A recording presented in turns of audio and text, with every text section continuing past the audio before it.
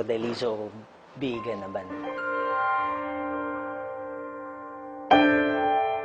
Sa probinsya, siyempre, halata naman na probinsyano ako kasi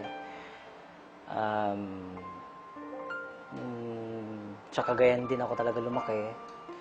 Ang mga magulang ko di naman nakatapos ng pag-aaral kasi high school lang yung tatay ko, tapos nanay ko is elementary graduate lang. Sinasabi ng magulang ko nung pinapaaral kami, kasi medyo malaki na yung family namin kasi ako yung panganay, tapos 6 pa kami. So, I'm the eldest in the family. Pinapaaral ako, malilit pa yung mga kapatid ko. Sabi sa akin ng mga magulang ko, anak, mag-aral ka mabuti para pagkatapos mo, ikaw yung pag-asa namin. So, siyempre, college pa lang ako,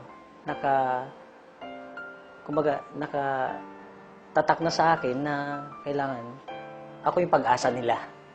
So, parang hindi pa ako nakakatapos sa pag-aaral, may responsibility na ako. So, kahit mahirap ang buhay namin noon, kinaya namin. Part-time ako kung saan-saan. Naranasan ko naging,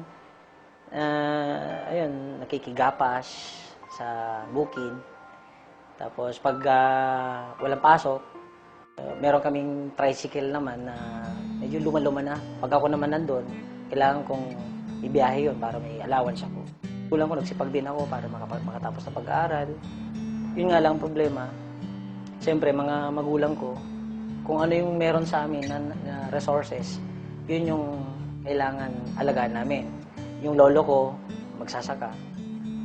Tatay ko, magsasaka. Sigurado, ako, magsasaka rin.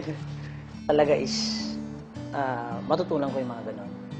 And hindi ko po kinakaya, even though graduate po ako ng engineering, kahit engineering po ako, pag wala akong trabaho, talagang tinutulungan ko nanay ko mamimitas ng mais, nagtatanim ng mais, na namamakyaw ng pakwan. Talagang naranasan ko nagbenta ng mga pakwan, ng mais. And mahirap talaga. Nilalagyan ng mais. Ang ginagawa ko, nilalagyan ko ng mga panggato. Tapos, lalagayin namin yan ng mga 45 minutes.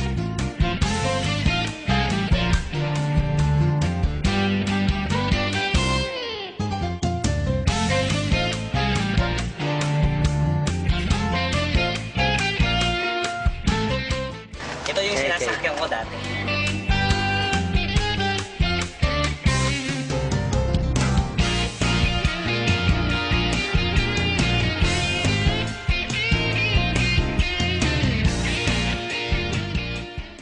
And I realized, dumating sa point na realize ko for 2 years, oo nga, ba't ko tinutuloy yung dating ginagawa ng magulang ko?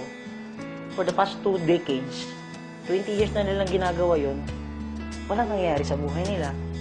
Tapos tutuloy ko, sabi ko hindi, wala lang pag-asa pag ganito.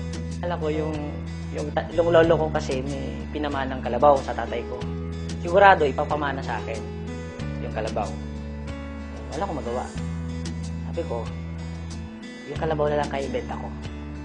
So, halos lahat ng mga alam kong pwedeng ibenta, ibinenta namin para makapag-start kami sa Global. Naalala ko, sabi ko, dahil sa 7989, hindi ako nag-join. Ngayon, dahil sa 790, kailangan mag-join ako. Instead na mamasaya ko sa bus para makapunta ng Ortigas kasi galing ako to Cubao, nakikistay ako ng Cubao before sa uncle ko. Hindi ako nagre-rent, nakikistay. Wala akong pambayad. Akong pera eh. Di ba?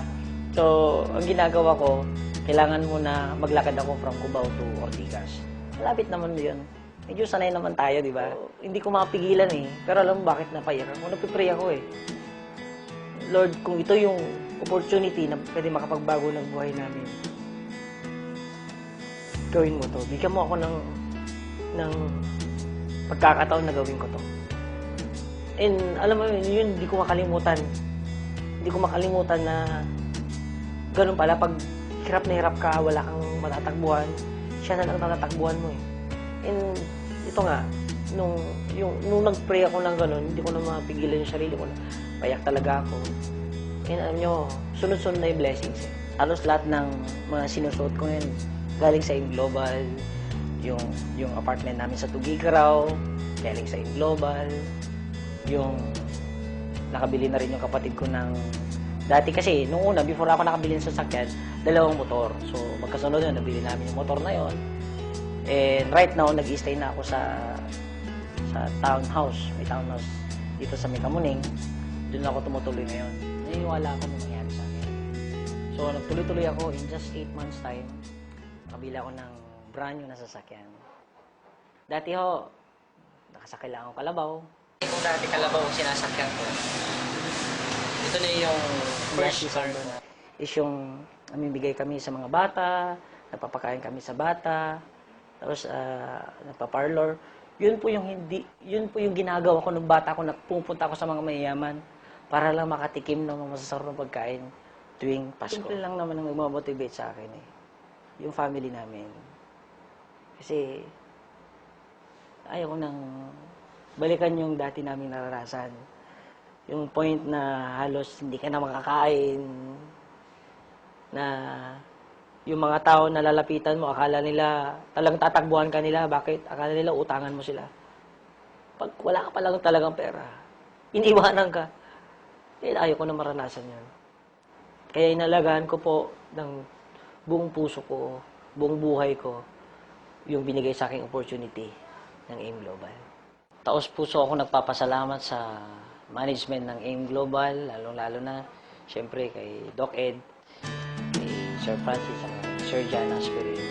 Kung wala sila, ako hindi lalaki ng ganito, sobrang laki ng AIM Global. Kung wala kayo, wala ako sa pinangalagyan.